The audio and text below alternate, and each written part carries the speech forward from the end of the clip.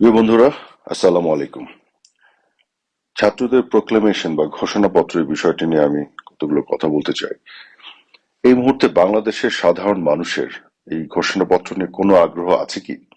আমি তো কোনো আগ্রহ দেখছি না, এবং কারোর মধ্যে কোনো আগ্রহ দেখছি না। এই ঘোষণাপত্র বিষয়টি নিয়ে শুধু শুধু এক ধরনের অস্থিরতা তৈরি করা হচ্ছে কোনো কারণ ছাড়া।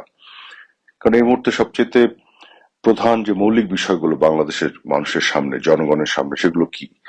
বাজারের যে অস্থিরতা, দ্রব্যমূল্যের ঊর্ধ্বগতি, তার উপর দিয়ে কর বাড়ানো হচ্ছে, ভ্যাট বসানো হচ্ছে।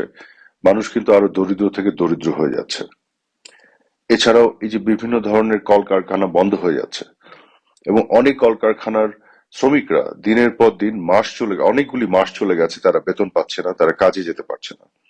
এবং জননিরাপত্তার যেভাবে বিঘ্নিত হচ্ছে, আইন শৃঙ্খলা পরিস্থিতি খুবই খারাপ। এবং বছরের শুরুতে বাচ্চাদেরকে বই পর্যন্ত হাতে তুলে দেওয়া যায়নি। তো এই ধরনের যে সমস্যাগুলো চারিদিকে আছে, এর মধ্যে প্রত্যেক দিন কিছু না কিছু বিষয় নিয়ে অস্থিরতা, আন্দোলন, এটা সেটা চলছেই। তার মানে পুরো দেশের সিস্টেমের মধ্যে কোনো ডিসিপ্লিন বলে কিছু নাই, এবং আইনের শাসন বলে কিছু নাই। আওয়ামী লীগের নেতা কর্মীদের, শুধু আওয়ামী লীগের নেতা কর্মী না, মুক্তিযুদ্ধের চেতনার পক্ষে বিশ্বাসী যে কোনো পেশার মানুষকে বিভিন্নভাবে মিথ্যা মামলা দিয়ে হয়রানি করা হচ্ছে, তাদেরকে জেলে নেওয়া হচ্ছে, রিমান্ডে নেওয়া হচ্ছে। এই ধরনের অদ্ভুত একটা অস্বাভাবিক, অসুস্থ একটা পরিবেশ তৈরি করে রাখা আছে।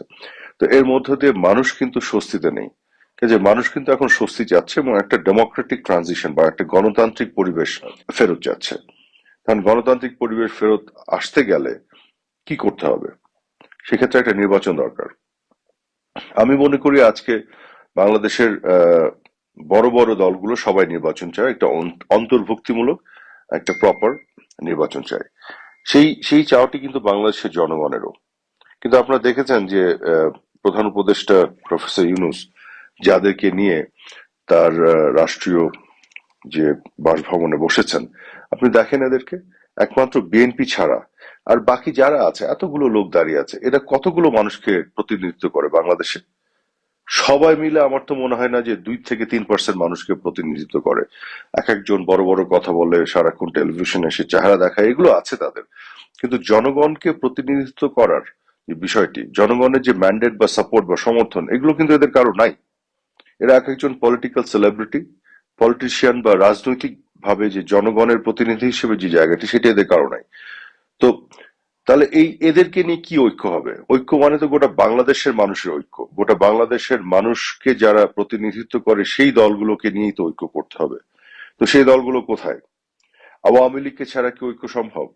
আওয়ামী লীগ তো আজকে, আমি মনে করি আজকে যদি একটা প্রপার নির্বাচন হয়, আওয়ামী লীগ বা জননেত্রী শেখ হাসিনার পক্ষে 50% মানুষের সমর্থন আছে। এটা কিন্তু সামাজিক যোগাযোগ মাধ্যমে বিভিন্ন ধরনের জরিপে আপনারা দেখতে পাচ্ছেন। যদিও এই জরিপগুলো একেবারে সায়েন্টিফিক না, বাট সেগুলো কিছু কিছু ইন্ডিকেশন তো দেয়। কাজে সায়েন্টিফিক জরিপ যদি করা যায়, আমি বৈদেশিক বিভিন্ন ধরনের বিদেশি সংস্থাগুলো আছে, তাদের সাথে আমার কথা হয়েছে। আমি তাদেরকে অনুরোধ করেছি তারা একটি জরিপ করুক। আপনারা যদি খেয়াল করে দেখেন, আহ, অগস্ট মাসে গত বছরে ইন্টারন্যাশনাল রিপাবলিকান ইনস্টিটিউট আইআরআই যে জরিপ করেছিল, সেই জরিপে কিন্তু দেখা গেছে মাননীয় প্রধানমন্ত্রী শেখ হাসিনার যে অনুমোদনের যে অ্যাপ্রুভালের যে রেটিং, অনুমোদনের গ্রহণযোগ্যতা জনগণের কাছে, সেটি ছিল 70%। তো সেটি কিন্তু সত্যি, এই 70% অনুমোদন উনার পক্ষে, জনগণের পক্ষ থেকে ছিল সবসময়। এখন যেটি হয়েছে, কোটা আন্দোলনকে ঘিরে একটি পরিস্থিতি তৈরি হয়েছে, এখানে আমাদের কিছু সিদ্ধান্ত গ্রহণে ভুলভ্রান্তি অবশ্যই ছিল। এবং তারপরে 16 তারিখে যখন আবু সাইদ সহ অনেকগুলো মৃত্যু হলো, এবং তারপর একটির পর একটি ধরনের হতাহতের ঘটনা ঘটা শুরু করলো, এবং একটা অল্প সময়ের মধ্যে এই যে ম্যাটিকুলাস প্ল্যানের অংশ হিসেবে মানুষের মনকে বিষিয়ে দেয়া, আমাদের বিপক্ষে মানুষকে বিভ্রান্ত করা, এবং আমরা এই যে পুরো জিনিসটা যে তদন্ত করে বের করব, এটাকে অ্যাড্রেস করব, তার আগেই কিন্তু অনেক ঘটনা ঘটে গেছে। তো এখন বিষয়টি হচ্ছে যে, কিন্তু ধীরে ধীরে এখন মানুষ কিন্তু অনেক কিছু বুঝতে পারছে, আমার বিশ্বাস। মানুষের বক্তব্যগুলো কিন্তু সামাজিক যোগাযোগ মাধ্যমে আসছে, এবং তৃণমূলে বিভিন্ন জনের কথাবার্তায় বোঝা যাচ্ছে যে আসলে শেখ হাসিনা যেভাবে দেশ চালিয়েছিলেন, পুরো সময়টা যদি খেয়াল করেন, যখন কোভিড-19 আসলো, তারপরে একটা চ্যালেঞ্জিং বাস্তবতা তৈরি হয়েছিল, তারপরে ইউক্রেন রাশিয়া যুদ্ধের পরে আর একটা চ্যালেঞ্জিং বাস্তবতা তৈরি হয়েছিল, কিন্তু সেই চ্যালেঞ্জকেও কিন্তু উনি মোকাবেলা করেছিলেন। তার আগে 12 বছর এক যুগ তো চমৎকার একটি শাসন ব্যবস্থা উনি বাংলাদেশকে উপহার দিয়েছিলেন। বাংলাদেশের মানে লোডশেডিং পুরোটা বাংলাদেশ থেকে চলে গিয়েছিল। প্রত্যেকটি ঘরে ঘরে বিদ্যুৎ দেওয়া থেকে শুরু করে দ্রব্যমূল্যের যে নিয়ন্ত্রণ ছিল বাজারের উপরে, এবং সিঙ্গেল ডিজিটে 7.6% মতন ইনফ্লেশন ছিল। সব দিক থেকে একটা ভালো অবস্থায় ছিল তখন বাংলাদেশ। যাই হোক, কোভিড কোভিড যখন আসলো সেটিও যেভাবে মোকাবেলা করেছিলেন মাননীয় প্রধানমন্ত্রী তার নেতৃত্বে বাংলাদেশে আওয়ামী লীগ সরকার, এটিও তো মানুষের মনে আছে অনেকেরই। অনেকে হয়তো ভুলে গেছেন, কিন্তু অনেকেরই মনে আছে।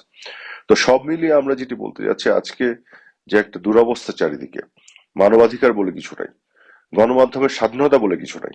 296 জন সাংবাদিকের বিরুদ্ধে 600টি মামলা করা আছে, 18 জন সাংবাদিক এখন জেলে।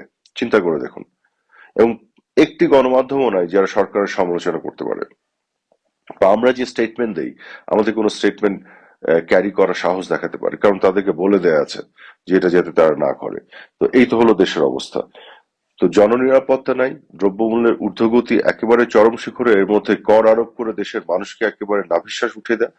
এর মধ্যে এই যে ঘোষণাপত্র আর প্রোক্লেমেশনের নামে এইসব যে মানে কি বলবো, এগুলোকে মানুষ এক ধরনের জোক হিসেবে নিচ্ছে, এক ধরনের মানে উপহাস হিসেবে নিচ্ছে। এগুলোর কোনো গ্রহণযোগ্যতা নাই।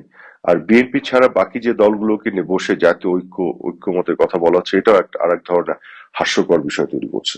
কাজে এইসব নাটক না করে আমি যেটা মনে করি, সত্যিকার অর্থে ডেমোক্রেটিক ট্রানজিশনের জন্য অতি শীঘ্রই একটা নির্বাচন, এবং সেই নির্বাচন আহ একেবারে অন্তর্ভুক্তিমূলক নির্বাচন হতে হবে, প্রপার একটা নির্বাচন। এবং সেই নির্বাচনের মাধ্যমে যে সংসদ আসবে, জনগণের সংসদ, সেই সংসদই সাংবিধানিক রিফর্মস থেকে শুরু করে যা যা করতে হয় সবকিছু করবে।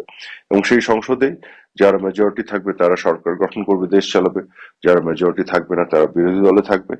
এবং সেই সংসদের মাধ্যমেই আমি মনে করি অনাগত কালের জন্য একটা চিরস্থায়ী বন্দোবস্ত করা দরকার। নির্বাচনী প্রক্রিয়াকে একেবারে একটা এমন জায়গায় নিয়ে আসা দরকার যে কখনোই এই নির্বাচন কেন্দ্রিক জটিলতা ভবিষ্যতে বাংলাদেশে আর তৈরি না হয়। তা আপনাদের সবাইকে অনেক ধন্যবাদ।